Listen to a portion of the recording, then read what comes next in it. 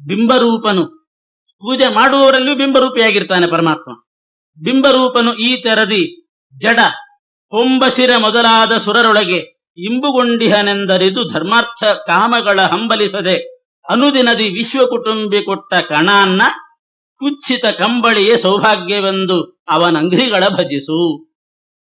ಬಿಂಬರೂಪಿಯಾದ ಪರಮಾತ್ಮ ಆ ಜಡ ಪ್ರತಿಮೆಗಳಲ್ಲಿಯೂ ಇದ್ದಾನೆ. ಹೊಂಬಸಿರ ಮೊದಲಾದ ಸುರರೊಳಗೆ, ಹೊಂಬಸಿರ ಅಂದ್ರೆ ಬ್ರಹ್ಮದೇವರು, ಹಿರಣ್ಯಗರ್ಭ. ಹಿರಣ್ಯಗರ್ಭ ಅನ್ನೋದನ್ನೇ ಹೊಂಬಸಿರ ಅಂತ ಅದನ್ನ ಕನ್ನಡದಲ್ಲಿ ಮಾಡಿದ್ದಾರೆ. ಹೊಂಬಸಿರ ಹಿರಣ್ಯಗರ್ಭ ಮೊದಲಾದ ದೇವತೆಗಳಲ್ಲಿಯೂ ಪರಮಾತ್ಮ ಇದ್ದಾನೆ, ಜಡ ಪ್ರತಿಮೆಗಳಲ್ಲಿಯೂ ಇದ್ದಾನೆ.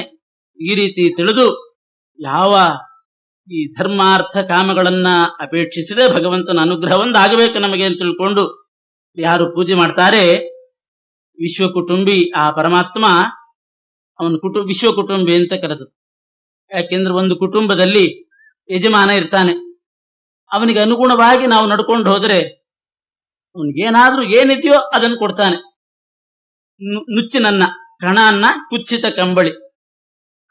ಈ ಕಡೆ ಭಾಗದಲ್ಲಿ ಇದು ಬಹಳ ಪ್ರಸಿದ್ಧ. ನುಚ್ಚಿನನ್ನ ಅನ್ನೋ, ನುಚ್ಚು ಮಾಡಿ, ಜೋಳ ನುಚ್ಚು ಮಾಡಿ ನುಚ್ಚಿನನ್ನ ಅಂತಲೇ, ಏನು ಇಲ್ದಿದ್ದವರು ಅದನ್ನೇ ತಿಂತಾರೆ, ನುಚ್ಚಿನನ್ನೇ ತಿಂತಾರೆ. ಕುಚ್ಚಿತ ಕಂಬಳಿ, ಛಿದ್ರವಾದಂತಹ ಒಂದು ಹರಕು ಕಂಬಳಿ ಇದ್ರೆ ಇದೇ ಸೌಭಾಗ್ಯ ಅಂತ ಅರಿತಾರೆ.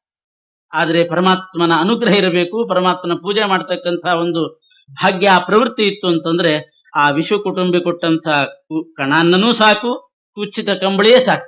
ಯಾವ ಲೌಕಿಕ ಪದಾರ್ಥಗಳನ್ನ ಪರಮಾತ್ಮನ ಹತ್ರ ಯಾಚನೆ ಮಾಡದೇನೆ ನೀನು ಪ್ರೀತನಾಗು, ವಿಷ್ಣುರ್ಮೇ ಪ್ರಿಯತಾಮಿತಿ ಅಂತ ಭಗವಂತನ ಪ್ರೀತಿ ಒಂದನ್ನ ಬಯಸ್ತಾ ಇರ್ತಾರೆ ಜ್ಞಾನಿಗಳು. ನನಗೆ ತಿನ್ಲಿಕ್ಕೆ ಇಂತಿಂತಹ ಪದಾರ್ಥ ಕೊಡು, ವಾಸ ಮಾಡ್ಲಿಕ್ಕೆ ಇಂತಹ ಭವನ ಕೊಡು ಅಂತ ಅದನ್ನ ಅಪೇಕ್ಷೆ ಪಡ್ಲಿಕ್ಕೆ ಹೋಗೋದಿಲ್ಲ. ತಾನಾಗೆ ಕೊಟ್ರೆ ಇಸ್ಕೊಂಡಿರ್ತಾರೆ, ಇಲ್ದಿದ್ರಿಲ್ಲ. ಪರಮಾತ್ಮ ನುಚ್ಚಿನನ್ನ ಕೊಟ್ರೆ ಅದನ್ನೇ ಸೌಭಾಗ್ಯ ಅಂತ ನುಚ್ಚಿನನ್ನ ತಿಂದು ಪರಮಾತ್ಮನ ಆರಾಧನೆ ವಿಶೇಷ ಸಾಧನೆ ಮಾಡಿದವರಿದ್ದಾರೆ. ಕುಚ್ಚಿತ ಕಂಬಳಿ ಹೊದ್ಕೊಂಡು ಸಾಧನೆ ಮಾಡಿದವರಿದ್ದಾರೆ.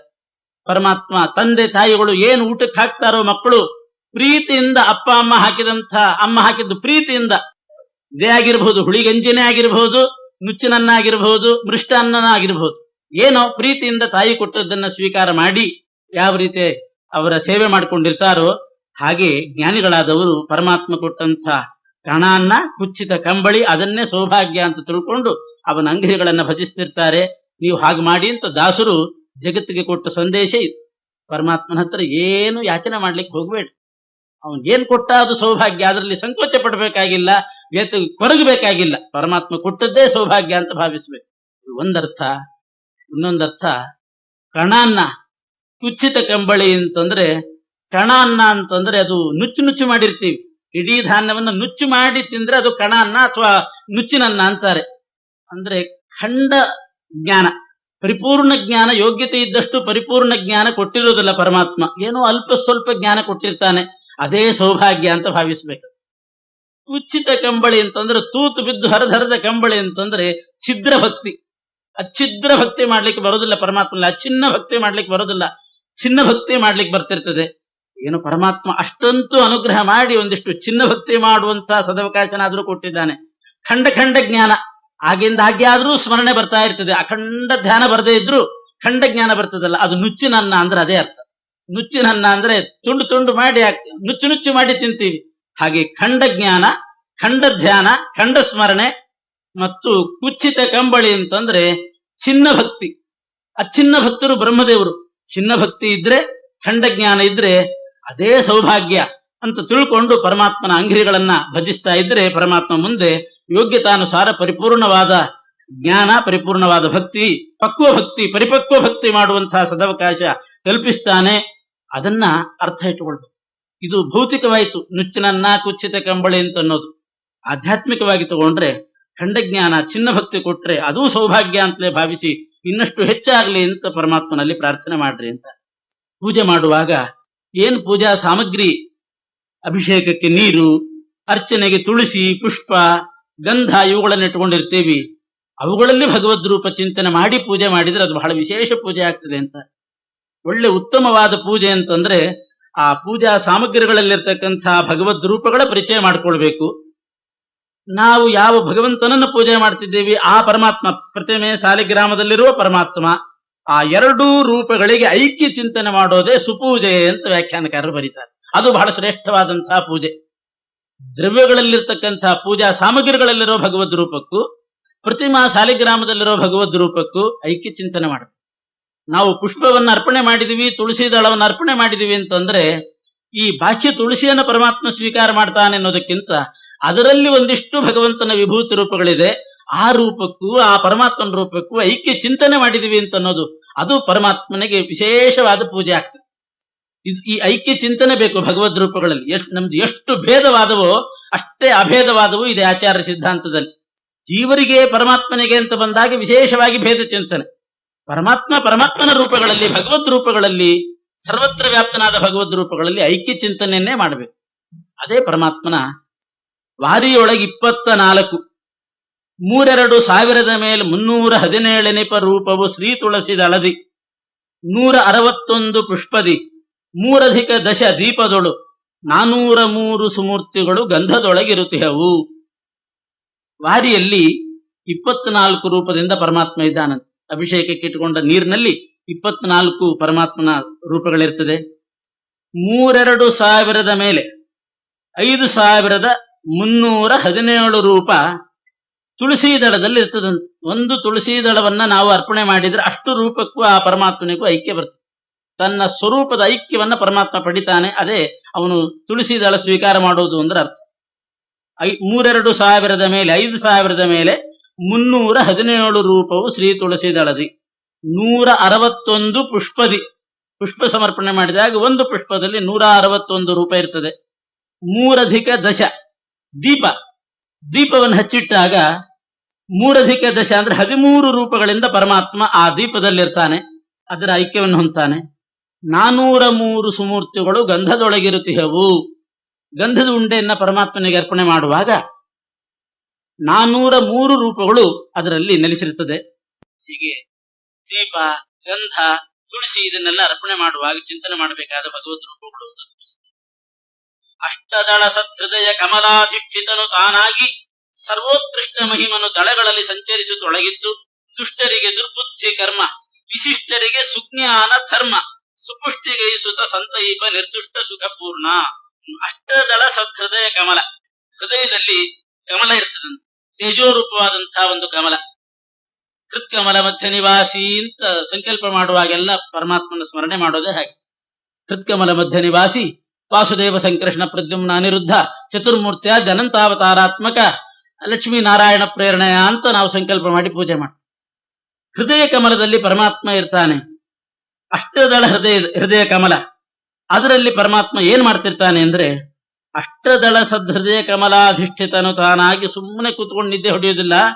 ಸರ್ವೋತ್ಕೃಷ್ಟ ಮಹಿಮನು ದಳಗಳಲ್ಲಿ ಸಂಚರಿಸುತ್ತಾ ಒಳಗಿದ್ದು, ಸರ್ವೋತ್ಕೃಷ್ಟ ಮಹಿಮನಾದ ಸರ್ವೋತ್ತಮನಾದ ಪರಮಾತ್ಮ ಆ 8 ದಳಗಳಲ್ಲಿ ಸಂಚಾರ ಮಾಡ್ತಿರ್ತಾನಂತೆ. ಹೃದಯ ಕಮಲದ 8 ದಳದಲ್ಲಿ ಸಂಚಾರ ಮಾಡ್ತಾನೆ. ಮುಂದೆ ಅದೇ ಹರಿಕಥಾಮೃತದಲ್ಲಿ ಮುಂದೆ ಅದರ ವಿವರಣೆ ಕೊಡ್ತಾರೆ. 8 ದಳಗಳಲ್ಲಿ ಯಾಕೆ ಸಂಚಾರ ಮಾಡ್ತಾನೆ, ಏನ್ ಮಾಡ್ತಾನೆ, ಯಾವ ದಳ, 8 ದಳ ಅಂದ್ರೆ ಯಾವುದು? ಹೃದಯದಲ್ಲಿರ್ತಕ್ಕಂಥ ಕಮಲಕ್ಕೆ ಪೂರ್ವ, ಆಗ್ನೇಯ, ದಕ್ಷಿಣ, ನೈಋತ್ಯ, ಪಶ್ಚಿಮ, ವಾಯವ್ಯ, ಉತ್ತರ, ಈಶಾನ್ಯ ಅಂತ 8 ದಿಕ್ಕು. 8 ದಿಕ್ಕಿನಲ್ಲಿ ಒಂದೊಂದು ದಿಕ್ಕಿನಲ್ಲಿ ಒಂದೊಂದು ದಳ. 8 ದಳದಲ್ಲಿ ಪರಮಾತ್ಮ ಸಂಚಾರ ಮಾಡ್ತಾನೆ. ಸರ್ವೋತ್ಕೃಷ್ಟ ಮಹಿಮನು ದಳಗಳಲ್ಲಿ ಸಂಚರಿಸುತ್ತಾ ಯಾಕೆ ಸಂಚರಿಸ್ತಾನೆ ಅಂತಂದ್ರೆ ಆ 8 ದಳಗಳಲ್ಲಿ ಅಷ್ಟ ದಿಕ್ಪಾಲಕರ ಸನ್ನಿಧಾನ ಇರ್ತದಂತೆ. ಹೃದಯ ಕಮಲದ 8 ದಳದಲ್ಲಿ 8 ದಿಕ್ಪಾಲಕರು ಇರ್ತಾರೆ.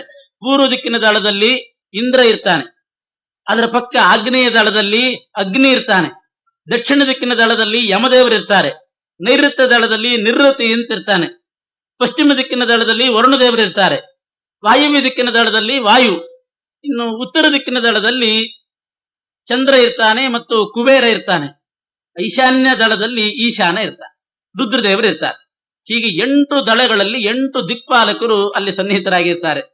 ಅವರಿಗೆ ದರ್ಶನ ಕೊಟ್ಟು ಅವರ ಪೂಜಾ ಸ್ವೀಕಾರ ಮಾಡಿ ಅವರಿಗೆ ಅನುಗ್ರಹ ಮಾಡಬೇಕು ಅಂತ ಪರಮಾತ್ಮ 8 ದಳಗಳಲ್ಲಿ ಸಂಚಾರ ಮಾಡ್ತಾ ಇರ್ತಾನೆ. ಹೀಗೆ ಸಂಚಾರ ಮಾಡುವಾಗ ಜೀವರ ಮೇಲೆ ನಾನಾ ವಿಧವಾದ ಪರಿಣಾಮ ಮಾಡ್ತಾನೆ.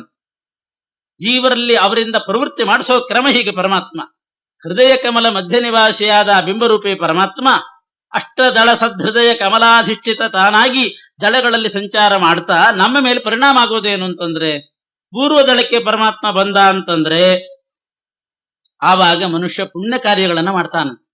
ಪುಣ್ಯ ಮಾಡೋದು ಹೃತ್ಕಮಲ ಮಧ್ಯ ನಿವಾಸಿ ಪರಮಾತ್ಮ ಪೂರ್ವ ದಳಕ್ಕೆ ಬಂದಾಗ. ಅದೇ ಆಗ್ನೇಯ ದಳಕ್ಕೆ ಬಂದ ಅಂತಂದ್ರೆ ಅವನಿಗೆ ಹಸಿವೆ ಬಾಯಾರಿಕೆ ಆಗೋದು ಆವಾಗ. ಯಾರಿಗೆ ಹಸಿವೆ ಆಗ್ಲಿಕ್ಕೆ ಶುರುವಾಗ್ತದೆ ಹಾಗೆ ಯೋಚನೆ ಮಾಡಬೇಕು, ಹೃದಯ ಕಮಲದ ಪರಮಾತ್ಮ ಆಗ್ನೇಯ ದಳದಲ್ಲಿದ್ದಾನೆ ಅಂತ ಚಿಂತನೆ. ದಕ್ಷಿಣ ದಿಕ್ಕಿನ ದಳಕ್ಕೆ ಬಂದಾಗ ಕೋಪ ಬಂದ್ರೆ, ಕೂಗಾಡಿದರೆ, ಅರಚಾಡಿದರೆ, ಜಗಳಾಡಿದರೆ, ಆ ಸಂಭರಿತ ಕೋಪ ಅಟಾಟೋಪ ಎಲ್ಲ ಮಾಡುವಾಗ ದಕ್ಷಿಣ ದಳದಲ್ಲಿ ಪರಮಾತ್ಮ ಇರ್ತಾನೆ ಅಂತ ಅರ್ಥ. ನೈಋತ್ಯ ದಳಕ್ಕೆ ಪರಮಾತ್ಮ ಬಂದ ಅಂತಂದ್ರೆ ಆವಾಗ ಮನುಷ್ಯ ಪಾಪಕರ್ಮದಲ್ಲಿ ತೊಡಗ್ತಾನಂತೆ. ಪಾಪ ಕೆಲಸ ನಡೆದಾಗ ಭಗವಂತ ಇರ್ತಾನೆ ಒಳಗಡೆ, ನೈಋತ್ಯ ದಳದಲ್ಲಿ ಇರ್ತಾನೆ, ಆದ್ರಿಂದ ಪಾಪ ನಡೀತದೆ. ಪಶ್ಚಿಮ ದಳಕ್ಕೆ ಬಂದಾಗ ವಿನೋದ, ಹಾಸ್ಯ, ಈ ಪ್ರವೃತ್ತಿ ಪಶ್ಚಿಮ ದಳಕ್ಕೆ ಬಂದಾಗ ನಡೀತದೆ. ವಾಯುವ್ಯ ದಳಕ್ಕೆ ಬಂದಾಗ ಆ ಮನುಷ್ಯ ನಿಂತಲ್ಲಿ ನಿಲ್ಲೋದಿಲ್ಲ, ಎಲ್ಲೋ ಪ್ರವಾಸಕ್ಕೆ ಹೋಗ್ತಾನೆ, ತಿರುಗುತ್ತಾನೆ, ಯಾತ್ರಾ ತೀರ್ಥ ಇದೆಲ್ಲ ಆಗುವಾಗ ಇದು ವಾಯುವ್ಯ ದಳಕ್ಕೆ ಪರಮಾತ್ಮ ಬಂದಿರ್ತಾನೆ. ಉತ್ತರ ದಳಕ್ಕೆ ಬಂದಾಗ ಮತ್ತೆ ಧರ್ಮ ಕಾರ್ಯಗಳೆಲ್ಲ ನಡೀತದೆ. ಪುಣ್ಯ ಧರ್ಮ ಕಾರ್ಯಗಳು ಇದೆಲ್ಲ ನಡೆಯೋದು ಉತ್ತರ ದಳದಲ್ಲಿ. ಈಶಾನ್ಯ ದಳಕ್ಕೆ ಬಂದಾಗ, ರುದ್ರದೇವರ ದಳಕ್ಕೆ ಬಂದಾಗ, ಕೊನೆ ಪೂರ್ವ ಉತ್ತರದ ಮಧ್ಯದಲ್ಲಿ ರುದ್ರದೇವರ ದಳಕ್ಕೆ ಪರಮಾತ್ಮ ಬಂದ ಅಂತಂದ್ರೆ ಅವರವರ ಹೃದಯ ಕಮಲದಲ್ಲಿ ಆ ದಳಕ್ಕೆ ಬಂದಾಗ ವೈರಾಗ್ಯ ಬಂದು ಬಿಡ್ತದೆ. ವೈರಾಗ್ಯ ಬಂದು ಸರ್ವಸ್ವ ದಾನ ಇವೆಲ್ಲ ನಡೆಯೋದು, ಪರಮ ವೈರಾಗ್ಯ ಬರೋದು ಆವಾಗ. ಹೀಗೆ 8 ದಳಗಳಲ್ಲಿ ಸಂಚರಿಸ್ತಾ ಭಿನ್ನ ಭಿನ್ನ ಕಾರ್ಯಗಳನ್ನ ಆ ಜೀವರ ಕೈಯಿಂದ ಮಾಡಿಸ್ತಾ ಇರ್ತಾನೆ. ಅಂದ್ರೆ ಇದೇ ರೀತಿ ತಿರುಗ್ತಾನೆ ಅಂತ ಅರ್ಥ ಅಲ್ಲ. ಪ್ರದಕ್ಷಿಣೆ ಎಲ್ಲಿ ಬೇಕಾದ್ರೆ ತಿರುಗ್ತಾನೆ, ಯಾವಾಗ ಎಲ್ಲಿ ಇರಬೇಕು ಅಂತ ಇರ್ತದೋ ಆ ದಳಕ್ಕೆ ಹೋಗ್ತಾನೆ. ಯಾರಲ್ಲಿ ಹೇಗಿರಬೇಕು ಹಾಗಿರ್ತಾನೆ. ಅವರವರ ಯೋಗ್ಯತಾನುಸಾರ ಕರ್ಮ ಮಾಡಿಸಲಿಕ್ಕೆ ಭಿನ್ನ ಭಿನ್ನ ದಳಗಳಲ್ಲಿ ಸಂಚಾರ ಮಾಡ್ತಿರ್ತಾನೆ. ಕೆಲವರು ದಳದಲ್ಲಿ ಪೂರ್ವ ದಳದಲ್ಲಿ ಇರೋದೇ ಇಲ್ಲ, ಕೆಲವರು ಹೃದಯ ಕಮಲದಲ್ಲಿ, ಅಂದ್ರೆ ಅವರು ಧರ್ಮ ಕಾರ್ಯ ಮಾಡೋದೇ ಇಲ್ಲ ಅಂತ ಅರ್ಥ, ಪೂರ್ವ ದಳಕ್ಕೆ ಬರೋದೇ ಇಲ್ಲ. ಕೆಲವರಿಗೆ ಯಾವಾಗ್ಲೂ ಈಶಾನ್ಯ ದಳದಲ್ಲಿದ್ದಾನೆ ಅಂದ್ರೆ ಪರಮ ವಿರಕ್ತರಾಗೇ ಇರ್ತಾರೆ ಅಂತ ಅರ್ಥ. ಯಾವಾಗ್ಲೂ ಹಾಸ್ಯ ವಿನೋದ ಇದನ್ನು ಮಾಡ್ಕೊಂಡಿದ್ರೆ ಪಶ್ಚಿಮ ದಳದಲ್ಲೇ ಇದ್ದಾನೆ ಅಂತ ಅರ್ಥ. ಕೆಲವರು ತಿರುಗ್ತಾನೇ ಇರ್ತಾರೆ ಚಂಚಲರಾಗಿ, ಸದಾ ವಾಯುವ್ಯ ದಳದಲ್ಲೇ ಇದ್ದಾನೆ ಅಂತ ಅರ್ಥ. ಹೀಗೆ ಪರಮಾತ್ಮನ ವ್ಯಾಪಾರ ಇದು. ಆ ದಳಗಳಲ್ಲಿ ಸಂಚಾರ ಮಾಡುವಾಗ ನಾನಾ ರೂಪಗಳನ್ನು ಧರಿಸ್ತಾನಂತೆ. ಪೂರ್ವ ದಿಕ್ಕಿನ ದಳಕ್ಕೆ ಬಂದಾಗ ಉಪೇಂದ್ರನಾಗಿ ಬರ್ತಾನಂತೆ ಪೂರ್ವ ದಳದಲ್ಲಿ. ಆಗ್ನೇಯ ದಳಕ್ಕೆ ಬರುವಾಗ ಪರಶುರಾಮನಾಗಿ ಬರ್ತಾನಂತೆ. ದಕ್ಷಿಣ ದಿಕ್ಕಿನ ದಳಕ್ಕೆ ಬರುವಾಗ ದಾಶರಥಿ ರಾಮನಾಗಿ ಬರ್ತಾನೆ. ನೈಋತ್ಯ ದಳಕ್ಕೆ ಬಂದಾಗ ಜನಾರ್ದನನಾಗಿ ಬರ್ತಾನಂತೆ. ಪಶ್ಚಿಮ ದಳಕ್ಕೆ ಬರುವಾಗ ಮತ್ಸ್ಯ ರೂಪದಿಂದ ಬರ್ತಾನಂತೆ. ವಾಯುವ್ಯ ದಳಕ್ಕೆ ಪರಮಾತ್ಮ ಬರುವಾಗ ಹಯವದನನಾಗಿ ಹಯಗ್ರೀವ ರೂಪದಿಂದ ಅಲ್ಲಿ ಬರ್ತಾನಂತೆ ಪರಮಾತ್ಮ. ಮುಂದೆ ಉತ್ತರ ದಳಕ್ಕೆ ಬರುವಾಗ ಕಪಿಲ ನಾಮಕನಾಗಿ ಅಲ್ಲಿ ಬರ್ತಾನಂತೆ. ಈಶಾನ್ಯ ದಳಕ್ಕೆ ಬರುವಾಗ ರುದ್ರದೇವರ ದಳಕ್ಕೆ ಬರುವಾಗ ಆ ಈಶಾನನ ಪೂಜೆ ಸ್ವೀಕಾರ ಮಾಡಲಿಕ್ಕೆ ನರಸಿಂಹನಾಗಿ ಬರ್ತಾನೆ. ಹೀಗೆ 8 ದಿಕ್ಕಿನ 8 ದಳಗಳೇನಿದೆ ಹೃದಯ ಕಮಲದಲ್ಲಿ, ಉಪೇಂದ್ರ, ಪರಶುರಾಮ, ದಾಶರಥಿ ರಾಮ, ಆಮೇಲೆ ದಾಶರಥರ ಜನಾರ್ದನ, ಮತ್ಸ್ಯ, ಹಯವದನ ಮತ್ತು ಕಪಿಲ, ನರಸಿಂಹ, ಇಷ್ಟು ರೂಪಗಳಿಂದ ಆಯಾ ಆಭರಣ ಭೂಷಿತನಾಗಿ ಆಯಾ ದೇವತೆಗಳಿಗೆ ದರ್ಶನ ಕೊಟ್ಟು ಅನುಗ್ರಹ ಮಾಡಿ ಅವರ ಸೇವೆ ಸ್ವೀಕಾರ ಮಾಡಲಿಕ್ಕೆ ಸಂಚರಿಸ್ತಾ ಇರ್ತಾನೆ. ಅಷ್ಟದಳ ಸದ್ಹೃದಯ ಕಮಲಾಧಿಷ್ಠಿತನು ತಾನಾಗಿ ಸರ್ವೋತ್ಕೃಷ್ಟ ಮಹಿಮನು ದಳಗಳಲ್ಲಿ ಸಂಚರಿಸುತ್ತಾ ಒಳಗಿದ್ದು ದುಷ್ಟರಿಗೆ ದುರ್ಬುದ್ಧಿ ಕರ್ಮ ಅಂದ್ರೆ ದುಷ್ಕರ್ಮ, ದುಷ್ಟರಿಗಾಗುವಾಗ ಅವರಿಗೆ ನೈಋತ್ಯ ದಳದಲ್ಲೇ ಇದ್ದುಕೊಂಡು ದುರ್ಬುದ್ಧಿ ಕೊಟ್ಟು ದುಷ್ಟ ಕರ್ಮಗಳನ್ನೇ ಅವರ ಕೈಯಿಂದ ಮಾಡಿಸ್ತಿರ್ತಾನೆ. ವಿಶಿಷ್ಟರಿಗೆ ಸುಜ್ಞಾನ ಧರ್ಮ ಸುಪುಷ್ಟಿಗೈಸುತ್ತ, ಅವನು ಯೋಗ್ಯ ಚೇತನ ವಿಶಿಷ್ಟ ವ್ಯಕ್ತಿ ಅಂತಾಗಿದ್ರೆ ಅವರಿಗೆ ಉತ್ತರ ದಳದಲ್ಲಿಯೋ ಅಥವಾ ಈಶಾನ್ಯನೋ ವೈರಾಗ್ಯ ತಂದು ಕೊಡ್ಲಿಕ್ಕೆ, ಇದರಲ್ಲಿ ಪೂರ್ವ ದಳ ಇಂಥ ಕಡೆ ಇದ್ದುಕೊಂಡು ಒಳ್ಳೆ ಧರ್ಮ ಕಾರ್ಯಗಳನ್ನ ಮಾಡಿಸ್ತಾ ಇರ್ತಾನೆ ಪರಮಾತ್ಮ. ಹೀಗೆ ಸಂತೈಪ ತಾನು ನಿರ್ದುಷ್ಟ ಸುಖಪೂರ್ಣ, ಯಾವ ಇದು ಕೂಡ ಇಲ್ಲ, ನಿರಂತರ ಆ ದಳಗಳಲ್ಲಿ ಸಂಚಾರ ಮಾಡ್ತಾ ತಾನು ನಿರ್ದುಷ್ಟನಾಗಿ ಸುಖಪೂರ್ಣನೇ ಆಗಿ ಯಾವ ಪ್ರಯೋಜನದ ಅಪೇಕ್ಷೆ ಇಲ್ಲದೆ ಆಯಾ ಜೀವರಿಗೆ ಯೋಗ್ಯತಾನುಸಾರ ಕರ್ಮ ಮಾಡಿಸ್ತಾ ಇರ್ತಾನೆ ಪರಮಾತ್ಮ ಅಂತ ಚಿಂತನೆ ಮಾಡಿ ನಾವು ಮಾಡ್ತಕ್ಕಂಥ ಮಾನಸ ಪೂಜಾ, ಮಾನಸ ಯಜ್ಞ, ಮಾನಸವಾಗಿ ನಾವು ಮಾಡುವಂತಹ ತೀರ್ಥಯಾತ್ರೆ, ಇದೆಲ್ಲ ಮಾನಸ ಪೂಜಾ ಕ್ರಮವನ್ನ ಇದೇ ವಿಭೂತಿ ಸಂಧಿಯಲ್ಲಿ ಅದ್ಭುತವಾದ ರೀತಿಯಲ್ಲಿ ತಿಳಿಸ್ತಾ ಇದ್ದಾರೆ. ವಿತ್ತ ದೇಹಾಗಾರಧಾರ ಪತ್ಯ ಮಿತ್ರಾದಿಗಳೊಳಗೆ ಗುಣಚಿತ್ತ ಬುದ್ಧ್ಯಾದಿ ಇಂದ್ರಿಯಗಳೊಳು ಜ್ಞಾನಕರ್ಮದೊಳು ಸತ್ತದಾಹ್ವಯನಾಗಿ ಕೆರೆಸುತ್ತ ಸತ್ಯ ಸಂಕಲ್ಪಾನುಸಾರದಿ ನಿತ್ಯ ದಲಿತ ಮಾಡಿಪನೆಂದು ಸ್ಮರಿಸುತ್ತಿರು. ವಿಭೂತಿ ಸಂಧಿ ವಿಭೂತಿಯ ಬಗ್ಗೆ ಹೇಳ್ತಾ ಇನ್ನೊಂದು ಸಂದೇಶ ಆದೇಶ ಮಾಡ್ತಾ ಇದ್ದಾರೆ ದಾಸರು ಜಗತ್ತಿಗೆ. ಜಗತ್ತಿನಲ್ಲಿ ಹಣ ಸಂಪಾದನೆ ಮಾಡುವಾಗ, ನಮ್ಮ ದೇಹವನ್ನ ಶೃಂಗಾರ ಮಾಡಿಕೊಳ್ಳುವಾಗ, ಮನೆ ಕಟ್ಟಿಕೊಂಡಾಗ, ವಿವಾಹ ಮಾಡಿಕೊಂಡಾಗ, ಮಕ್ಕಳನ್ನ ಪಡೆದಾಗ ನಾವು ಭಾಗ್ಯವಂತರು ಅಂತ ನಾವು ಅಂದ್ಕೊಳ್ತಾ ಇರ್ತೀವಿ. ಹಣ ಸಂಪಾದನೆ ಆಯಿತು, ಒಂದಿಷ್ಟು ಹಣ ಬಂತು ಅಂದ್ರೆ ಬಹಳ ಸಂತೋಷ ಆಗ್ತದೆ. ಆದ್ರೆ ಶಾಸ್ತ್ರ ಹೇಳೋದು, ಆ ವಿತ್ತದಲ್ಲಿ, ದೇಹ ಆರೋಗ್ಯಭರಿತವಾದಂತಹ ದೇಹದಲ್ಲಿ, ಅಗಾರ ಅಂದ್ರೆ ಮನೆ, ವಿತ್ತ, ದೇಹ, ಅಗಾರ, ಮನೆ, ದಾರ, ಹೆಂಡತಿ, ಅಪತ್ಯ ಮಿತ್ರಾದಿಗಳೊಳಗೆ ಮಕ್ಕಳಾದಾಗ, ಸ್ನೇಹಿತರು ದೊರೆತಾಗ, ಹೊಸ ಹೊಸ ಪರಿಚಯಾಗಿ ಅನೇಕ ಸ್ನೇಹಿತರು ದೊರೆತಾಗ, ಅವಾಗೆಲ್ಲ ಏನ್ ಚಿಂತನೆ ಮಾಡಬೇಕು ಅಂದ್ರೆ, ಈ ರೂಪದಿಂದ ಪರಮಾತ್ಮ ನಮಗೆ ಅನುಗ್ರಹ ಮಾಡ್ಲಿಕ್ಕೆ ಬಂದಿದ್ದಾನೆ ಅಂತ ಭಗವಂತನನ್ನು ಸ್ಮರಿಸಿರಿ. ಹಾಗೆ ಗುಣ, ಸತ್ವರಜಸ್ತಮ ಗುಣಗಳು ಅಥವಾ ಬೇರೆ ಏನಾದರೂ ಸದ್ಗುಣಗಳಿದ್ರೆ ಅದರಲ್ಲಿ, ಚಿತ್ತ, ಬುದ್ಧಿ, ಮನಸ್ಸು, ಬುದ್ಧಿ ಮೊದಲಾದ ಇಂದ್ರಿಯಗಳಲ್ಲಿ, ನಮ್ಮ ಜ್ಞಾನ ಮತ್ತು ಕರ್ಮಗಳಲ್ಲಿ ನಾವು ಜ್ಞಾನ ಸಂಪಾದನೆ ಮಾಡಿದಾಗ ಆ ರೂಪದಿಂದ ಪರಮಾತ್ಮ ಬಂದು ನೆಲೆಸಿದ. ಕರ್ಮಗಳನ್ನು ಮಾಡಿದಾಗ ಭಗವಂತ ನೆಲೆಸಿದ್ದಾನೆ ಅಂತ ವಿತ್ತ, ದೇಹ, ಅಗಾರ, ದಾರ, ಅಪತ್ಯ ಮಿತ್ರಾದಿಗಳೊಳಗೆ ಗುಣ, ಚಿತ್ತ, ಬುದ್ಧಿ, ಇಂದ್ರಿಯ, ಜ್ಞಾನ, ಕರ್ಮದಲ್ಲಿ ಸತ್ತದಾಶ್ವಯನಾಗಿ, ವಿತ್ತದಲ್ಲಿ, ಹಣದಲ್ಲಿ, ಅದೇ ವಿತ್ತ ಧನ ನಾಮದಿಂದ ಪರಮಾತ್ಮ ಬಂದು ಸೇರಿದ. ದೇಹ ಬಂತು, ದೇಹ ರೂಪದಿಂದ ಪರಮಾತ್ಮ ಇದ್ದಾನೆ. ಮನೆ ನಿರ್ಮಾಣ ಆಯಿತು, ಆ ಗೃಹಾಕಾರದಿಂದ, ಅಗಾರ ಅಂದ್ರೆ ಮನೆ, ಅದರ ರೂಪದಿಂದ ಪರಮಾತ್ಮ ಬಂದು ಸೇರಿದ, ನಮಗೆ ಅನುಗ್ರಹ ಮಾಡಿದ. ದಾರ, ಹೆಂಡತಿ ರೂಪದಿಂದ ಪರಮಾತ್ಮ. ಹೀಗೆ ಸತ್ವದಾಶ್ವಯನಾಗಿ ಕರೆಸುತ್ತ ಸತ್ಯ ಸಂಕಲ್ಪಾನುಸಾರದಿ ಪರಮಾತ್ಮ ತನ್ನ ಸಂಕಲ್ಪದ ಪ್ರಕಾರ ನಿತ್ಯದಲ್ಲಿ ತಾ ಮಾಡಿಪನೆಂದು ಸ್ಮರಿಸುತ್ತಿರು. ಎಲ್ಲ ಭಗವಂತನೇ ಮೊದಲು ತಾನು ಮಾಡಿ ಆಮೇಲೆ ನಮ್ಮ ಕೈಯಿಂದ ಕರ್ಮಗಳನ್ನು ಮಾಡುತ್ತಾನೆ ಅಂತ ಪ್ರತಿಯೊಂದು ಕಡೆ ಪರಮಾತ್ಮನ ಚಿಂತನೆ ಮಾಡ್ರಿ ಅಂತ ಆದೇಶ ಕೊಡ್ತಾ ಇದ್ದಾರೆ. ಮುಂದೆ ಭಾಗವತದಲ್ಲಿ ಬರ್ತಕ್ಕಂಥ 3 ವಿಧವಾದ ಅದ್ವೈತೋಪಾಸನೆ ಹೇಳ್ತಾರೆ. ಅಂದ್ರೆ ಯಾರು ಗಾಬರಿ ಆಗಬಾರ್ದು. ನಾವೆಲ್ಲ ದ್ವೈತ ಮತಾನುಯಾಯಿಗಳು, ಅದ್ವೈತೋಪಾಸನೆ ದಾಸರು ಹೇಳ್ತಾ ಇದ್ದಾರೆ ಅಂತ. ನಿಜ, ದ್ವೈತಿಗಳಾದ ನಮಗೆ ಒಂದು ವಿಶಿಷ್ಟವಾದ ಅದ್ವೈತೋಪಾಸನೆನೂ ಬೇಕು. ದಾಸರು ಹೇಳ್ತಕ್ಕಂಥ ಅದ್ವೈತೋಪಾಸನೆ ಯಾವ ಅರ್ಥದಲ್ಲಿ? ಭಾಗವತದಲ್ಲೇ ಬಂದಿದೆ.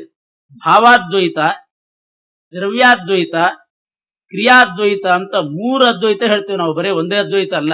ಭಾವಾದ್ವೈತ, ದ್ರವ್ಯಾದ್ವೈತ, ಕ್ರಿಯಾದ್ವೈತ. ಭಾವ, ದ್ರವ್ಯ, ಕ್ರಿಯೆಗಳೆನಿಸುವ ಈ ವಿಧ ಅದ್ವೈತ ತ್ರಯಂಗಳ ಭಾವಿಸುತ್ತ ಸದ್ಭಕ್ತಿಯಲ್ಲಿ ಸರ್ವತ್ರ ಮರೆಯದಲೆ. ಈ ಬೇರೆಯವರು ಹೇಳುವಂತಹ ಪರಮತದವರು ಹೇಳುವ ಅದ್ವೈತ ಇದೆಯಲ್ಲ, ಅದರಲ್ಲಿ ಪರಮಾತ್ಮನಲ್ಲಿ ಭಕ್ತಿ ಬರೋದಿಲ್ಲ. ಯಾಕೆಂದ್ರೆ ಆ ಪರಮಾತ್ಮನೇ ನಾನು ಅಂತ ಅಂದ್ಕೊಂಡಾಗ ಈ ಅದ್ವೈತದಿಂದ ಭಕ್ತಿ ಏನ್ ಬರ್ತದೆ? ಭಕ್ತಿ ಬರೋದು ಯಾವಾಗಲೂ ನಮಗಿಂತ ಉತ್ತಮರಲ್ಲಿ, ನಮಗಿಂತ ದೊಡ್ಡವರು ಅಂತಾದಾಗ ಭಕ್ತಿ ಬರ್ತದೆ. ಆ ಪರಮಾತ್ಮ ನಾನೇ ಅಂತ ಅನಿಸಿದಾಗ ಪರಮಾತ್ಮನಲ್ಲಿ ಭಕ್ತಿಗೆ ಸ್ಥಾನ ಇಲ್ಲ. ದ್ವೈತದಲ್ಲಿ ಭಕ್ತಿಗೆ ಒಳ್ಳೆ ಸ್ಥಾನ ಇದೆ.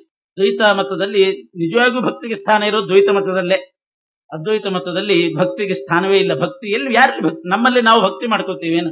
ಉತ್ತಮರಲ್ಲಿ ಭಕ್ತಿ ಮಾಡಬೇಕು. ಆದ್ರೆ ದಾಸರು ಹೇಳ್ತಾರೆ, ಸದ್ಭಕ್ತಿಯಲ್ಲಿ ಸರ್ವತ್ರ ಮರೆಯದಲೇ. ಪರಮಾತ್ಮನನ್ನ ಮರೆಯದೆ ಸದ್ಭಕ್ತಿಯಲ್ಲಿ ಈ ಅದ್ವೈತೋಪಾಸನೆ ಮಾಡ್ಬೇಕಂತ. ಹಾಗಾದ್ರೆ ಅದ್ವೈತ ಮತಾನುಯಾಯಿಗಳು ಹೇಳಿದಂತಹ ಶಂಕರಾಚಾರ್ಯ ಹೇಳಿದ ಅದ್ವೈತ ಇಲ್ಲಿ ದಾಸರು ಹೇಳ್ತಾ ಇಲ್ಲ. 3 ವಿಧ ಅದ್ವೈತ, ಭಾವ, ದ್ರವ್ಯ, ಕ್ರಿಯೆಗಳೆನಿಸುವ ಈ ವಿಧ ಅದ್ವೈತ ತ್ರಯಂಗಳ ಭಾವಿಸುತ್ತ ಅಂತ ಇಷ್ಟೇ ಹೇಳಿಬಿಟ್ರದು ಬಹಳ ಗಂಭೀರವಾಗಿ. ಏನು ಭಾವಾದ್ವೈತ ಅಂದ್ರೇನು, ದ್ರವ್ಯಾದ್ವೈತ ಅಂದ್ರೇನು, ಕ್ರಿಯಾದ್ವೈತ ಅಂದ್ರೇನು ಅಂತ ವಿವರಣೆ ಸಿಗೋದು. ಅದಕ್ಕೆ ಇಲ್ಲೆಲ್ಲ ನಾವು ವ್ಯಾಖ್ಯಾನಕಾರರಿಗೆ ಶರಣ ಹೋಗ್ಬೇಕಾಗ್ತದೆ. ಜಮಖಂಡಿ, ವಾದಿರಾಜಾಚಾರ್ಯರು ಇವರೆಲ್ಲ ಉತ್ತಮ ರೀತಿಯಲ್ಲಿ ವ್ಯಾಖ್ಯಾನ ಮಾಡಿದ್ದಾರೆ. ಭಾವಾದ್ವೈತ ಅಂತಂದ್ರೆ ಕಾರ್ಯಕಾರಣ ವಸ್ತುಐಕ್ಯ ಚಿಂತನಂ, ಕಾರ್ಯಕಾರಣ ವಸ್ತುಐಕ್ಯ ದರ್ಶನಂ ಪಠತಂತುವತ್ ಅವಸ್ತುತ್ವಾದ್ ವಿಕಲ್ಪಸ್ಯ ಭಾವಾದ್ವೈತಂ ತದುಚ್ಯತೆ.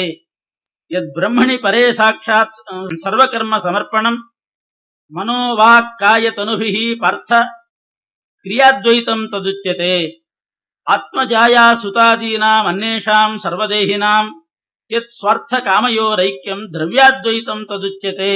ಆಚಾರ್ಯರು ಹೇಳಿದ ಪ್ರಮಾಣಗಳನ್ನು ಕೊಟ್ಟು ಜಮಖಂಡಿ ವಾದಿರಾಜಾಚಾರ್ಯರು ವ್ಯಾಖ್ಯಾನ ಮಾಡಿದ್ದಾರೆ. ಅದಕ್ಕೆ ಹೇಳೋದು ಹರಿಕಥಾಮೃತಸಾರದ ಗಾಂಭೀರ್ಯ ಅಂದ್ರೆ ಭಾಗವತ ತಾತ್ಪರ್ಯ ಅದನ್ನ ಓದದೇ ಇದ್ದಂಥ ವಿದ್ವಾಂಸರು ಆಗದೇ ಇದ್ರೆ, ಓದದೇ ಇದ್ರೆ ಈ ಪದ್ಯಕ್ಕೆ ಏನ್ ಅರ್ಥ ಮಾಡ್ಲಿಕ್ಕಾದೆ? ಭಾವ, ದ್ರವ್ಯ, ಕ್ರಿಯೆಗಳೆನಿಸುವ ಈ ವಿಧ ಅದ್ವೈತ ತ್ರಯಂಗಳ ಭಾವಿಸುತ್ತಾ ಅಂದ್ಬಿಟ್ರು ದಾಸ. ಇದಕ್ಕೆಲ್ಲ ಆ ಸರ್ವ ಗ್ರಂಥಗಳನ್ನು ಅಧ್ಯಯನ ಮಾಡಿದ್ರೆ, ಸರ್ವಮೂಲ ಗ್ರಂಥ ಅಧ್ಯಯನ ಮಾಡಿದಾಗ ಗೊತ್ತಾಗ್ತದೆ ಏನಿದು ಅದ್ವೈತ ತ್ರಯ ಅಂತ. ಇಷ್ಟು ಗಂಭೀರ. ಎಲ್ಲೆಲ್ಲಿ ಇದನ್ನು ಸಂಗ್ರಹ ಮಾಡ್ತಾರೆ ಹರಿಕಥಾಮೃತದಲ್ಲಿ.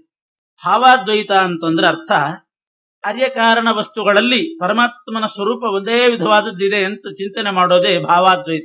ನೂಲಿನಿಂದ ಬಟ್ಟೆ ತಯಾರಾಯಿತು, ನೂಲು ಕಾರಣ. ಮಣ್ಣಿನಿಂದ ಗಡಿಗೆ ತಯಾರಾಗ್ತದೆ, ಮಣ್ಣು ಕಾರಣ, ಗಡಿಗೆ ಅದು ಕಾರ್ಯ. ಅಕ್ಕಿ ಮುಂತಾದ್ರಿಂದ ಅನ್ನವನ್ನ ಮಾಡ್ತೇವೆ, ಅದು ಕಾರಣ, ಅನ್ನ ತಯಾರಾದಾಗ ಕಾರ್ಯ. ಹೀಗೆ ನಮ್ಮ ಪ್ರಪಂಚ, ನಾವಿರ್ತಕ್ಕಂತಹ ಪ್ರಪಂಚದಲ್ಲಿ ಬಹಳಷ್ಟು ವಸ್ತುಗಳು ಕಾರಣ ಕೆಲವು, ಕಾರ್ಯ ಕೆಲವು. ಮೂಲ ರೂಪದಿಂದ ಕೆಲವಿರ್ತದೆ, ಪರಿಣಾಮ ಆಗಿ ಕಾರ್ಯ ಆಗೋದು ಕೆಲವು. ಆ ಎರಡೂ ವಿಧವಾದ ವಸ್ತುಗಳಲ್ಲಿ ಪರಮಾತ್ಮನ ರೂಪವನ್ನು ಚಿಂತನೆ ಮಾಡೋದೇ ಭಾವಾದ್ವೈತ. ಬರೀ ಅನ್ನದಲ್ಲಿ ಭಗವಂತನ ಚಿಂತನೆ ಮಾಡಿದ್ರೆ ಸಾಲದು. ಭೋಜನ ಪದಾರ್ಥದಲ್ಲಿ ಹೇಳಿದ ಹಾಗೆ ವಾಸುದೇವನು ಅನ್ನದೋಳು ಅಂತ ಚಿಂತನೆ ಮಾಡಿದ್ರೆ ಸಾಲದು. ಅನ್ನ ಆಗ್ಲಿಕ್ಕೆ ಬೇಕಾದ ಅಕ್ಕಿ ಇತ್ತಲ್ಲ, ಅದರಲ್ಲಿಯೂ ವಾಸುದೇವ ಇದ್ದಾನೆ, ಅದರಲ್ಲಿಯೂ ಪರಮಾತ್ಮ ಇದ್ದಾನೆ. ಅಲ್ಲಿರೋ ಪರಮಾತ್ಮನು ಈ ಅನ್ನ ತಯಾರಾದಾಗ ಅನ್ನದಲ್ಲಿರ್ತಕ್ಕಂತಹ ಪರಮಾತ್ಮನು ಒಬ್ಬನೇ. ಅಕ್ಕಿ ಮತ್ತು ಅನ್ನ ಒಂದೇ ಅಲ್ಲ, ಅಕ್ಕಿ ಬೇರೆ, ಅಕ್ಕಿ ಅನ್ನ ಒಂದು ಅಂತ ತಿಳ್ಕೊಂಡು ಅನ್ನ ತಿನ್ನೋದ್ರ ಬದಲು ಅಕ್ಕಿ ತಿಂದ್ರೆ ಆಗೋದಿಲ್ಲ. ಆದ್ರೆ ಅಲ್ಲಿರ್ತಕ್ಕಂತಹ ಪರಮಾತ್ಮ ಮಾತ್ರ ಒಬ್ಬನೇ. ಇದಕ್ಕೆ ಭಗವಂತ ಒಬ್ಬನೇ. ಇದಕ್ಕೆ ಭಾವಾದ್ವೈತ ಅಂತ ಕರೀತಾರೆ. ಇನ್ನು ದ್ರವ್ಯಾದ್ವೈತ ಅಂತಂದ್ರೆ ನಮ್ಮಲ್ಲಿ, ನಮ್ಮ ಮಕ್ಕಳಲ್ಲಿ, ಪತ್ನಿಯಾದಿಗಳಲ್ಲಿ, ಬಂಧುಗಳಲ್ಲಿ ಇರತಕ್ಕಂಥ ಪರಮಾತ್ಮ ಒಬ್ಬನೇ ಅಂತ ಭಾವಿಸೋದು, ಇದು ದ್ರವ್ಯಾದ್ವೈತ ಅಂತ ಇದಕ್ಕೆ ಹೆಸರು. ಕ್ರಿಯಾದ್ವೈತ ಅಂತ ಮತ್ತೊಂದಿದೆ. ಕ್ರಿಯಾದ್ವೈತ ಅಂತಂದ್ರೆ ಏನೇನು ಕರ್ಮಗಳನ್ನ ಮಾಡ್ತೀವಿ ಎಲ್ಲ ಪರಮಾತ್ಮನೇ ಮಾಡಿಸಿದ್ದು ಅಂತ ಕರ್ಮ ಮಾಡುವಾಗಲೂ ಕೂಡ ಪರಮಾತ್ಮನನ್ನು ಚಿಂತನೆ ಮಾಡಿ ಅವನಿಗೆ ಸಮರ್ಪಣೆ ಮಾಡೋದೇ ಕ್ರಿಯಾದ್ವೈತ. ಇಂಥ ಮೂರು ಅದ್ವೈತಗಳನ್ನ ನಾವು ಯಾವಾಗಲೂ ಉಪಾಸನೆ ಮಾಡಬೇಕು, ಆಗ ಪರಮಾತ್ಮನಲ್ಲಿ ಭಕ್ತಿ ಬರ್ತದೆ. ಇದನ್ನೇ ಭಾವ ದ್ರವ್ಯ ಕ್ರಿಯೆಗಳೆನಿಸುವ ಭಾವಾದ್ವೈತ ಅಂದ್ರೆ ಕಾರಣ ಕಾರ್ಯ ವಸ್ತು. ಆ ವಸ್ತು ಯಾವ ರೂಪದಲ್ಲೇ ಇರಲಿ, ಯಾವ ಅವಸ್ಥೆಯಲ್ಲೇ ಇರಲಿ, ಅಲ್ಲಿ ಪರಮಾತ್ಮ ಇದ್ದಾನೆ ಅಂತ ಚಿಂತನೆ ಮಾಡೋದು. ನಾವು ನಮ್ಮ ಸುತ್ತಮುತ್ತಲಿರ್ತಕ್ಕಂತಹ ಬಂಧುಗಳು, ನಮ್ಮಲ್ಲಿ ಭಗವಂತನ ಐಕ್ಯ ಚಿಂತನೆ. ಸಕಲ ಕರ್ಮಗಳನ್ನ ಪರಮಾತ್ಮನೇ ಮಾಡಿಸಿದ್ದು. ಕ್ರಿಯಾ ಅದ್ವೈತ ಅಂತ ಯಾಕೆ ಕರೀತಾರೆ ಅಂದ್ರೆ, ಕೆಲವರಿಗೊಂದು ಭ್ರಾಂತಿ ಇದೆ, ನಮ್ಮಿಂದ ಒಳ್ಳೆ ಕೆಲಸ ಏನಾದರೂ ಆದ್ರೆ ಅದು ಪರಮಾತ್ಮ ಮಾಡಿಸಿದ್ದು, ಕೆಟ್ಟ ಕೆಲಸಗಳೇನಾದರೂ ಆದ್ರೆ ಅದು ಕಲಿ ಮಾಡಿಸಿದ್ದು ಅಂತ. ಕೆಟ್ಟ ಕೆಲಸ ಮಾಡಿಸ್ಲಿಕ್ಕೂ ಕೂಡ ಕಲಿಗೆ ಸ್ವಾತಂತ್ರ್ಯ ಇಲ್ಲ, ಕಲಿನೇ ಮಾಡಿಸೋದು ನಿಜ. ಕಲ್ಯಾವೇಶ ಅಸುರರೇ ನಿಂತ್ಕೊಂಡು ಕೆಟ್ಟ ಕೆಲಸ ಮಾಡ್ತಾರೆ, ಆದ್ರೆ ಅವರಿಗೆ ಸ್ವಾತಂತ್ರ್ಯ ಇದೆಯೇನು? ಕೆಟ್ಟ ಕೆಲಸ ಮಾಡಿಸ್ಲಿಕ್ಕಾದ್ರೂ ಕಲಿಗೆ ಸ್ವಾತಂತ್ರ್ಯ ಇದೆಯೇನು? ಇಲ್ಲ. ಪರಮಾತ್ಮನೇ ಮತ್ತೆ ಕಲಿಯ ಮೂಲಕ ಮಾಡಿಸ್ಬೇಕು. ವಾಯುದೇವರಿಗೆ ಹೇಳಿ ಕಲಿಯ ಮೂಲಕ ಪರಮಾತ್ಮನೇ ಮಾಡಿಸ್ಬೇಕು. ಆದ್ರಿಂದ ಪಾಪಕರ್ಮನೇ ನಡೀಲಿ, ಪುಣ್ಯಕರ್ಮವೇ ನಡೀಲಿ, ಎರಡಕ್ಕೂ ಪರಮಾತ್ಮನೇ ಕಾರಣ, ಒಬ್ಬನೇ ಕಾರಣ ಅಂತ ತಿಳ್ಕೊಳ್ಳೋದೇ ಅದು ಅದ್ವೈತ. ಒಬ್ಬನೇ ಅಂತ ಬರಬೇಕು. ಪಾಪಕರ್ಮಕ್ಕೂ ಅವನೇ, ಪುಣ್ಯಕರ್ಮಕ್ಕೂ ಆ ಪರಮಾತ್ಮನೇ, ಒಬ್ಬನೇ ಕಾರಣ ಅಂತ ಬರಬೇಕು. ಕೆಲವರು ಉಪನ್ಯಾಸ ಮಾಡುವಾಗ ಹೇಳೋದುಂಟು, ಏನಾದ್ರೂ 4 ಒಳ್ಳೆ ಮಾತು ಬಂದಿದ್ರೆ ಅದು ನಮ್ಮ ಗುರುಗಳದ್ದು, ಕೆಟ್ಟ ಮಾತೇನಾದ್ರೂ ಬಂದಿದ್ರೆ ನಂದು ಅಂತ. ಅದು ಸರಿ, ಅದು ಗುರುಗಳು ಕೆಟ್ಟ ಮಾತು ಆಡಿಸಿರೋದಿಲ್ಲ. ತಪ್ಪುಗಳೇನಾದ್ರೂ ಇದ್ರೆ ಅದು ನಂದು, ಒಪ್ಪೇನಾದ್ರೂ ಇದ್ರೆ ಗುರುಗಳದ್ದು ಅಂತ. ಇದು ಗುರುಗಳಿಗಾಗುವಾಗ ಹೇಳಬಹುದು, ಪರಮಾತ್ಮನಿಗೆ ಮಾತ್ರ ಹಾಗೆ ಹೇಳಲಿಕ್ಕಿಲ್ಲ. ಒಳ್ಳೇದೇನಾದ್ರೂ ಮಾಡಿಸಿದ್ರೆ ಅದು ಪರಮಾತ್ಮ ಮಾಡಿಸಿದ್ದು, ಕೆಟ್ಟದೇನಾದ್ರೂ ಮಾಡಿದ್ರೆ ನಾನು ಮಾಡಿದೆ ಅಂತಂದ್ರೆ ಅವನಿಗೆ ಅಲ್ಲಿ ಹೋಯ್ತು, ಅವನಿಗೆ ಜ್ಞಾನ ಇಲ್ಲ ಅಂತ ಅರ್ಥ. ನಿನಗೆ ಸ್ವಾತಂತ್ರ್ಯ ಇದೆಯೋ? ಕೆಟ್ಟದ್ದು ಮಾಡ್ಲಿಕ್ಕೆ ಆದ್ರೂ ಸ್ವಾತಂತ್ರ್ಯ ಇದೆಯೋ? ಇಲ್ಲ. ಏನ್ ಮಾಡ್ಲಿಕ್ಕೂ ಸ್ವಾತಂತ್ರ್ಯ ಇಲ್ಲ. ಆದ್ರಿಂದ ಕ್ರಿಯಾದ್ವೈತ ಅಂತಂದ್ರೆ ಎರಡೂ ವಿಧವಾದ ಕ್ರಿಯೆಗಳನ್ನ ಒಬ್ಬನೇ ಪರಮಾತ್ಮನೇ ಮಾಡಿಸೋದು. ನಮ್ಮ ಸ್ವರೂಪ ಯೋಗ್ಯತೆ ನೋಡ್ಕೊಂಡು ಮಾಡಿಸ್ತಾನೆ ಅಂತ ತಿಳ್ಕೊಳ್ಳೋದೇ ಅದು ಕ್ರಿಯಾದ್ವೈತ. ಈ ರೀತಿ ಪರಮಾತ್ಮನನ್ನ ಅದ್ವೈತ ತ್ರಯಗಳಿಂದ ಉಪಾಸನೆ ಮಾಡ್ತಾ ಭಕ್ತಿಯಿಂದ ತಾವಕನು ತಾನೆಂದು ಪ್ರತಿದಿನ ಸೇವಿಸುವ ಭಕ್ತರಿಗೆ ಒಟ್ಟಿನಲ್ಲಿ ನಿನಗೆ ಸೇರಿದವನು ನಾನು ಅನ್ನುವಂಥ ಅನುಸಂಧಾನ ಮಾಡಿಕೊಂಡು ಪರಮಾತ್ಮನನ್ನ ಸೇವಿಸಿದರೆ ತನ್ನನ್ನು ಈವ ಕಾವ ಕೃಪಾಳು ಕರಿವರಗೊಲಿದ ತೆರೆದಂತೆ. ಗಜೇಂದ್ರನಿಗೆ ಪರಮಾತ್ಮ ಒಲ್ದ. ಯಾವಾಗ ಒಲ್ದ? ನನಗೆ ಶಕ್ತಿ ಇದೆ, ನಾನೇ ಬಿಡಿಸ್ಕೋತೀನಿ ಅಂತ ಹೋರಾಡಿದಾಗ ಸುಮ್ಮನೆ ಇದ್ದ ಪರಮಾತ್ಮ. ಕೊನೆಗೆ ಎಷ್ಟು ಶಕ್ತಿ ಇದ್ರೇನು ಈ ಮೊಸಳಿಂದ ಬಿಡಿಸ್ಕೊಳ್ಲಿಕ್ಕೆ ಆಗ್ಲಿಲ್ಲ ನನಗೆ, ನಿನಗೆ ಸೇರಿದವನು ನಾನು, ನೀನೇ ಬಿಡಿಸ್ಬೇಕು ಅಂತ ಆ ಪರಮಾತ್ಮನನ್ನ ಚಿಂತನೆ ಮಾಡಿದಾಗ ಗಜೇಂದ್ರನಿಗೆ ಪರಮಾತ್ಮ ಬಂದು ಒಲಿದ.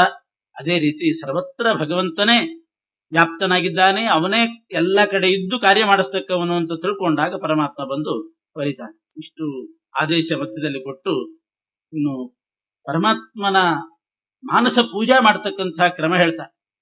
ಮಾನಸ ಪೂಜಾ ಹೇಳಿದ್ದಾರೆ ಅಂತ ಮತ್ತೆ ಬಾಹ್ಯ ಪೂಜಾ ಬಿಡೋದಲ್ಲ. ಮಾನಸ ಪೂಜಾನೂ ಮಾಡಬೇಕು, ಬಾಹ್ಯ ಪೂಜಾನೂ ಮಾಡಬೇಕು, ಎರಡೂ ಕೂಡ ವಿಹಿತ. ಬೆಳಿಗ್ಗೆ ಬೇಗ ಎದ್ದು ಅರುಣೋದಯ ಕಾಲದಲ್ಲಿ ಮೊದಲು ಮಾನಸ ಪೂಜಾ ಮಾಡ್ಬೇಕಂತ, ಆಮೇಲೆ ಬಾಹ್ಯ ಪೂಜಾ, ಪ್ರತಿಮಾರ್ಚನೆ, ಶಾಲಿಗ್ರಾಮಾರ್ಚನೆ ಇದೆಲ್ಲ ಅನಂತರದಲ್ಲಿ ಮಾಡಬೇಕಾದ. ಮೊದಲು ಮಾಡಬೇಕಾದ ಮಾನಸ ಪೂಜೆ, ಅದನ್ನೇ ಮಹಾಪೂಜಾ ಅಂತಾರೆ.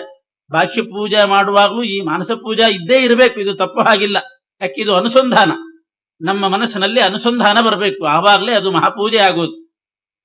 ಏನದು ಅಂತಂದ್ರೆ, ನಮ್ಮ ಸುತ್ತಮುತ್ತಲು ಇರತಕ್ಕಂತಹ ಪಂಚಭೂತಗಳಲ್ಲಿ ಪರಮಾತ್ಮನ ಪೂಜಾ ಸಾಧನವೇ ತುಂಬಿದೆ. ಪಂಚಭೂತಗಳನ್ನು ಪರಮಾತ್ಮ ಸೃಷ್ಟಿ ಮಾಡಿದ. ಆತ್ಮನ ಆಕಾಶ ಸಂಭೂತ, ಆಕಾಶ, ಆಕಾಶಾದ್ವಾಯು, ವಾಯು ಎರಡನೇ ಭೂತ, ವಾಯೋರಗ್ನಿ, ಅಗ್ನೇರಾಪಃ, ಅದ್ಭ್ಯ ಪೃಥಿವೀ. ಇಷ್ಟು 5 ಭೂತಗಳನ್ನು ಸೃಷ್ಟಿ ಮಾಡಿದ್ದಾನೆ. ಆಕಾಶ, ಆಕಾಶದಿಂದ ವಾಯು, ವಾಯುವಿನಿಂದ ಅಗ್ನಿ, ಅಗ್ನಿಯಿಂದ ನೀರು, ನೀರಿನಿಂದ ಪೃಥ್ವಿ. ಈ ಪಂಚಮಹಾಭೂತಗಳು ಬರೇ ನಮ್ಮ ಭೋಗಕ್ಕಾಗಿ ಸೃಷ್ಟಿ ಮಾಡಿದ ಅಂತ ನಾವು ತಿಳ್ಕೊಳ್ಬಾರ್ದು. ಪಂಚಮಹಾಭೂತಗಳಿಂದ ನಿಜವಾಗೂ ನಾವು ಇದು ನಮಗೆ ಭೋಗ ಸಾಮಗ್ರಿನೇ ಪಂಚಭೂತಗಳು. ಯಾಕೆ ನೆಲದ ಮೇಲೆ ಓಡಾಡ್ತೀವಿ, ಪೃಥ್ವಿ ಬೇಕು, ಕುಡಿಲಿಕ್ಕೆ ನೀರು ಬೇಕು, ನೀರಿಲ್ದಿದ್ರೆ ಬದುಕೋದಿಲ್ಲ, ಅಡಿಗೆ ಮಾಡ್ಲಿಕ್ಕೆ ಅಗ್ನಿ ಬೇಕು, ಉಸಿರಾಡ್ಲಿಕ್ಕೆ ವಾಯು ಬೇಕು, ಓಡಾಡ್ಲಿಕ್ಕೆ ಅವಕಾಶ ಬೇಕು, ಆಕಾಶ ಬೇಕು. ಅಂತೂ ಇವು ಪಂಚಮಹಾಭೂತಗಳು ಕೂಡ ನಮಗೆ ಭೋಗಕ್ಕೆ ಇರೋದು ಅಂತ ಅನಿಸ್ತದೆ. ಆದ್ರೆ ಇದು ಪರಮಾತ್ಮನ ಪೂಜಾ ಸಾಧನ ಅಂತ ಪರಮಾತ್ಮ ತನಗೆ ಪೂಜಾ ಸಾಧನ ಅಂತ ಸೃಷ್ಟಿ ಮಾಡಿದ್ದಾನಂತ. ಅದನ್ನ ಪಂಚಭೂತಗಳು ಭಗವಂತನಿಗೆ ಪೂಜಾ ಸಾಧನ ಅಂತ ಅನುಸಂಧಾನ ಮಾಡಿ ಅದನ್ನು ಅರ್ಪಣೆ ಮಾಡಿದರೆ ಆವಾಗ ಅದು ಮಾನಸ ಪೂಜಾ ಆಗ್ತದೆ. ಬಾಂದಳವೆ ಮೊದಲಾದುದರೊಳು ಒಂದೊಂದರಲ್ಲಿ ಪೂಜಾ ಸುಸಾಧನವೆಂದೆನಿಸುವ ಪದಾರ್ಥಗಳು ಬಗೆ ಬಗೆಯ ನೂತನದಿ ಸಂದಣಿಸಿಕೊಂಡಿಹವು. ಬಾಂದಳ ಅಂದ್ರೆ ಆಕಾಶ. ಬಾಂದಳವೇ ಮೊದಲಾದುದರೊಳು, ಆತ್ಮನ ಆಕಾಶ ಸಂಭೂತ, ಮೊದಲನೇ ಭೂತ ಆಕಾಶ. ಆಕಾಶಾದಿಗಳಲ್ಲಿ ಪ್ರತಿಯೊಂದರಲ್ಲಿಯೂ ಕೂಡ ಪರಮಾತ್ಮನ ಪೂಜಾ ಸಾಧನ ಪದಾರ್ಥ ತುಂಬಿದೆ, ಬಗೆ ಬಗೆಯ ಪದಾರ್ಥಗಳು ತುಂಬಿದೆ, ಸಂದಣಿಸಿಕೊಂಡಿಹವು.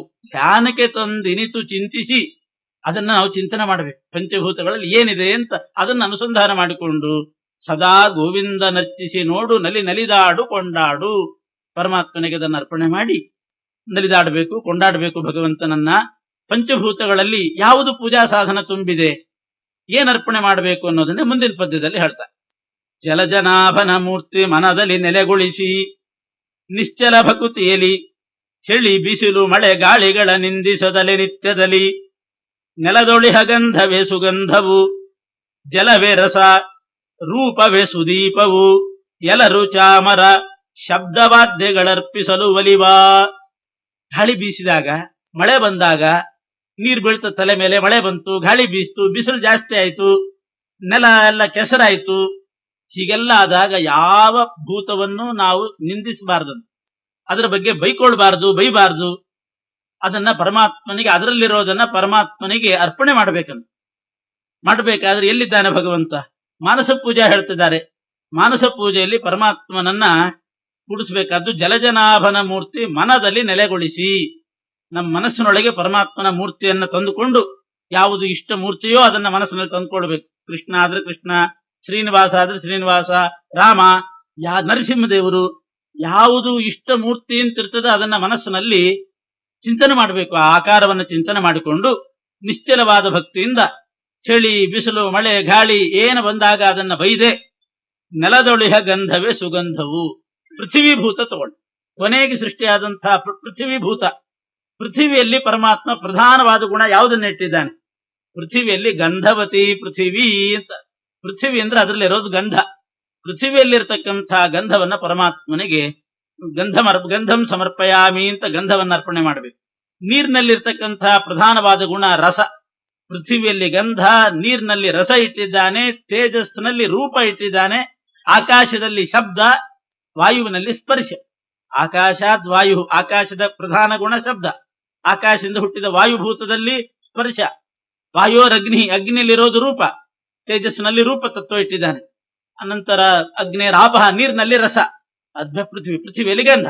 ಹೀಗೆ ಶಬ್ದ, ಸ್ಪರ್ಶ, ರೂಪ, ರಸ, ಗಂಧ. ಇದನ್ನ ಕ್ರಮವಾಗಿ ಆಕಾಶ, ವಾಯು, ಅಗ್ನಿ, ನೀರು, ಭೂಮಿ, ಇವುಗಳಲ್ಲಿ ಪರಮಾತ್ಮ ಇಟ್ಟಿದ್ದಾನೆ. ಆದ್ರಿಂದ ಈ ಪಂಚಭೂತಗಳಲ್ಲಿರ್ತಕ್ಕಂಥ ಈ ಪದಾರ್ಥವನ್ನ ಪರಮಾತ್ಮನಿಗೆ ಅರ್ಪಿಸಬೇಕು. ಗಂಧಂ ಸಮರ್ಪಯಾಮಿ ಅಂತ ಗಂಧಕ್ಕೆ ಇದ್ರೆ, ಸಾಣೆಕಲ್ಲಿದ್ರೆ ಆ ಗಂಧ ಬೇರೆ, ಅದು ಬಾಹ್ಯ ಪೂಜೆ ಆಯ್ತು.